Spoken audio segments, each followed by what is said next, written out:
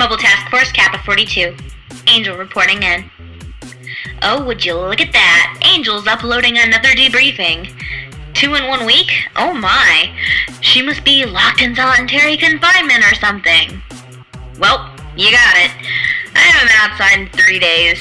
Apparently the test came back negative or positive or something.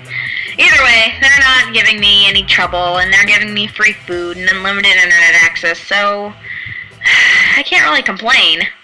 On that note, here's tonight's debriefing. Item SCP-513. A Cowbell. Object Class Euclid. Special Containment Procedures.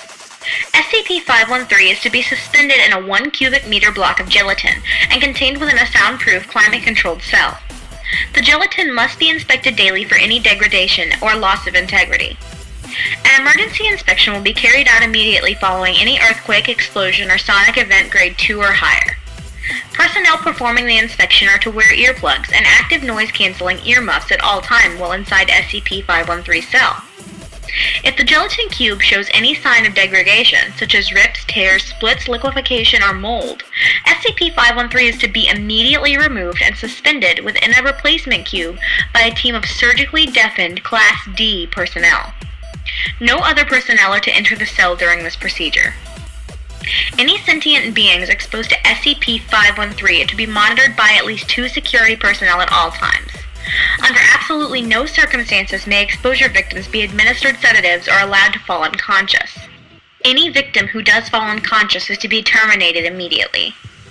Class D personnel are to be terminated at the first sign of mental degradation. All other exposure victims may be terminated at their request. If possible, SCP-513-1 is to be apprehended on site. Description: physically, SCP-513 is an unremarkable rusty cowbell. No marks or engravings are visible on its surface due to the large amount of corrosion. Attempts to remove the rust chemically or mechanically have had no success. SCP-513 was recovered by an agent while carrying out Containment Reestablishment Procedure MU at Site 576-91. SCP-513's clapper was firmly held in place by several strips of duct tape. A single scrap of paper was found along with SCP-513. Any noise produced by SCP-513 immediately induces strong anxiety in any sentient beings who hear it, regardless of their previous mental status. Exposure victims report feeling being watched or being seen by an unseen entity and present elevated heart rates and blood pressure. Roughly 1 hour after exposure victims begin to catch glimpses of SCP-513-1 when opening doors, walking past mirrors, turning their heads, or performing any other action that result in a sudden change of visual perception. Upon being sighted, SCP-513-1 reportedly turns away and runs out of view before disappearing without a trace.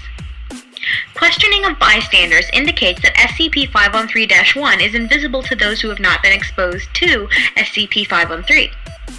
Sightings of SCP-513-1 reoccur every 14 to 237 minutes. This stalking behavior inevitably causes extreme sleep deprivation, as victims are frequently disturbed by SCP-513-1's presence in their quarters. Victims able to fall asleep before SCP-513-1's appearance report being physically assaulted by it. Upon the victim's awakening, SCP-513-1 flees as usual. This sleep deprivation, along with the mental stress by SCP-513-1's behavior, invariably induces paranoia, aggression, hypervigilance, and depression. All test cases but one have ended with the test subject's suicide.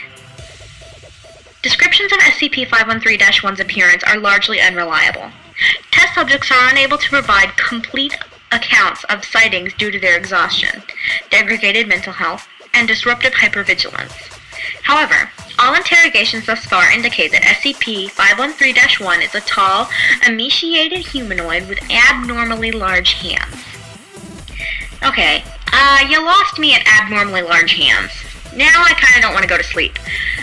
But I'm going to anyway. I mean, there's really nothing else for me to do. Not like there's anything to see on the internet or anything. And with that, I think I'm just gonna call it a night. Stay safe, stay alert, and look out for the thing with abnormally large hands or something.